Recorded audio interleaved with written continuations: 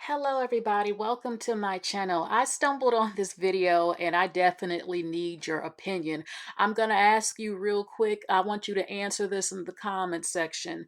Are you going to forgive the red pill and the manosphere, the black men who have been like KKK members towards black women, actually since 2009?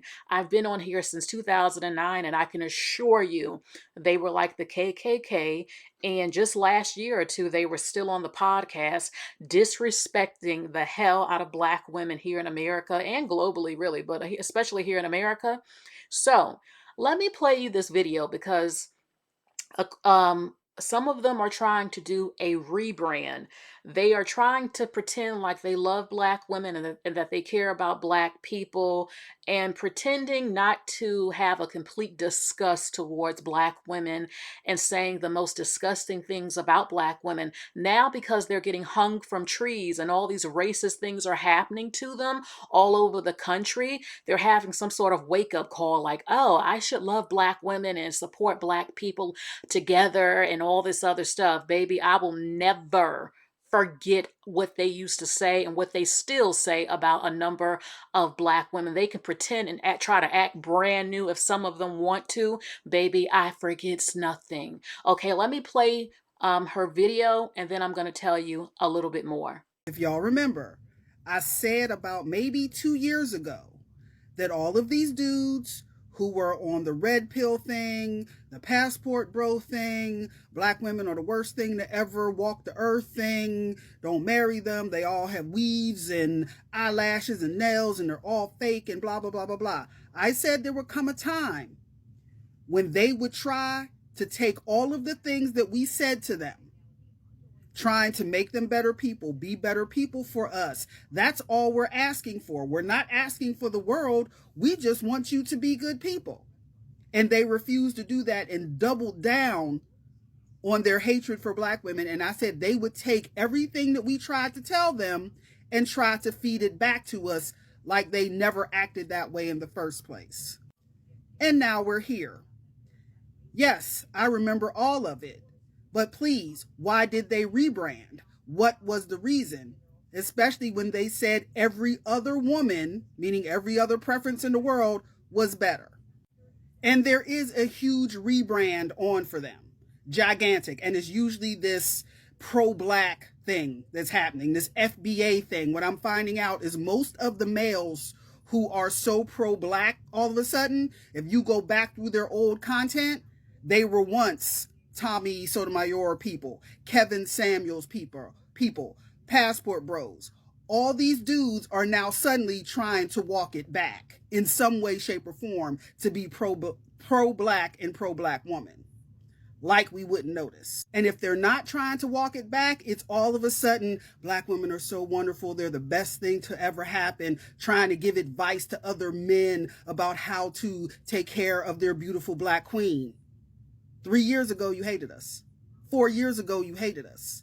And a person like me who has a very, who has very large cloud space, oh, I can bring it back and remind you. Because trust me when I say, on my cloud, I kept everything. If you've been following me through these last 6 pages, I kept everything. And if you know me, you know what everything is. So now they suddenly want to talk about going to therapy. Now they suddenly want to be better people. And they're making it like it's their idea. In most male fashion is that they won't do anything unless it's their idea first, no matter how right we are. And the question was asked, why are they rebranding? Because it didn't work. They're rebranding because it did not work. They really thought that putting us down was going to make us flock to them. They really thought being open and vocal international tricks were going to suddenly make them more attractive to us. It didn't work. And now the women overseas have realized what they are, and they don't want them either. Or they're setting them up to rob them and all other types of crazy stuff when they go to those countries, which is well deserved because it's what the fuck they get. And especially now where we have established and we have shown them, even when it hurt, because a lot of that stuff, we have to admit, ladies, hurt like hell. Because we were like, where is this coming from? And that's why I will always say, I don't use the word hate often, but Kevin Samuels, I'm so happy he's burning in hell right now, because I believe he gave a lot of them permission to act the way they felt, which hurt at first, but it also freed us in the end. So now their Lord and Savior is gone, and they're just out here, and they're getting older. We're going on 5 years since that stuff started. 5 years is different in your late 40s. 5 years is different in your 50s. And that's where a lot of them are right now. And they're alone, and they're getting sick if they're not already sick, and they're scared. Because all that, you're going to die alone, you're going to die alone with cats, all stuff, is happening to them. Like we told them it would. Oh well. Too bad. So sad. To continue the conversation about how the black red pill guys are trying to rebrand themselves. You know, they're all of a sudden pro-black woman, pro-black family, pro-education, pro-therapy for the men to get themselves together all of a sudden because their little fear tactics didn't work. What they did to us from, I guess, 2020, late 2021, 2022, till about 2024 5, the way they spoke to us, the things they said about us, their favorite word to call us hyenas, all of the cruel things that they did was to humiliate us into submission. They were trying to bully us, bully black women, into submission. Because at one point in time, and some of us of certain generations have to own it, it would have worked. It would have worked. Up until we had the chance to sit down for 2 years and really reevaluate the interactions and relationships between black folk in romantic relationships, in romantic heteronormative, I think that's the word, heterosexual relationships. I don't get into all that jargon. But we had a chance to really sit down and be like, wait a minute, ain't none of this fair. Ain't none of it been fair. And during that time, it's so crazy, during that time that the awakening was happening, the whole red pill thing was happening. So it was like parallel to each other, and then they just clashed into each other. But yes, they were trying to berate us, shame us, humiliate us back into compliance. And that's so crazy to me. And they failed miserably. And that brings me to this comment. And to think all they needed to do was be kind. That's it.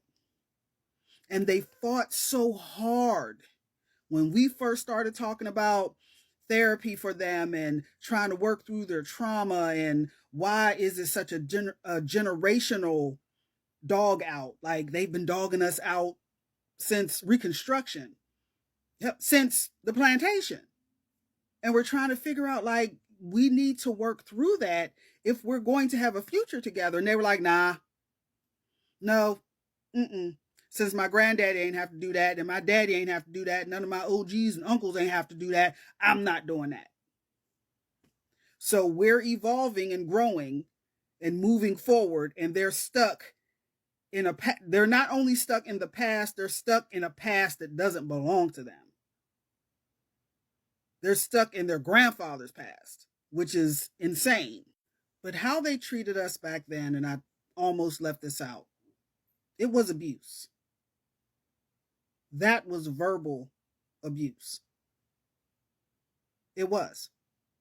The fact that they could get on this app and have live after live and make video after video. Some of them are still doing it. Beijing Beard, I can't remember his name, and I don't want to remember, some type of coach he thinks he is. Yeah, he's still on the whole passport bro thing. And it's so played out. So they do have some people who are still trying, but and it's pathetic. But what they did to us and how they spoke about us and about our character, and some of them having daughters, and all of them have black mothers and black sisters and aunties and things and cousins, and how they spoke about us and spoke to us through content, it was abuse. Full stop. It was verbal abuse. So now that black women have moved on and done all of the things that we said that we were going to do, the things that at one time we would have allowed them to do with us, just to have our men, to take care of our man. We got to take care of our men. And he's just there watching us work hard, which is another thing that's bonkers. We woke up and like, no. Mm-mm. So now that that's happened and we're showing them that we've tapping out, we've no thank you, no dating, no marriage, no nook, no nothing. Now they're panicking and they're trying to pull us back in. And no, we've seen them. Like on the first Avatar, where the girl said, I see you now. Yeah, I see. Yeah, we see you now. And when you see something, you can't unsee it. Okay, so look, baby, like I said, I've been on here since 2009. So I have gone to war with some of these men up on here since 2009. I am a pioneer in getting black women to see the light. You might not hear about me, but those who have been following me since 2009, my older videos, you already know I have about one or two of them still up. I remember before there was Kevin Samuels and a Tommy and all of them, it was somebody called Sergeant Willie P, okay, and a few more. So I remember those days, and I remember the shock of what I used to see black men say about, they said that we should be gunned down, to gun us down, that we should never have children. Putting women who were not black on their shows here on YouTube, on social media, to join in with them being prejudiced towards black women. Um, Seeing them talk about the Kardashians and how much they were better than black women, and every black man, black women ain't shit because, oh, Chloe bought Lamar a car. I remember literally KKK members. It was worse back then than what you see today. It didn't just start happening a few years ago, baby. This has been going on since 2009, and actually earlier, but on social media since 2009. I have been on here since then. I can tell you that. Okay, black women started to speak up and respond to it. And now, for me personally, I will never forgive and I don't forget when it comes to what I saw. I judge every black man as an individual, but as a collective, baby, you can miss me because I haven't forgotten. Okay, and just last year, y'all were going on and on about them being on these podcasts, even other racial groups jumping in to defend black women. So are you just going to forget?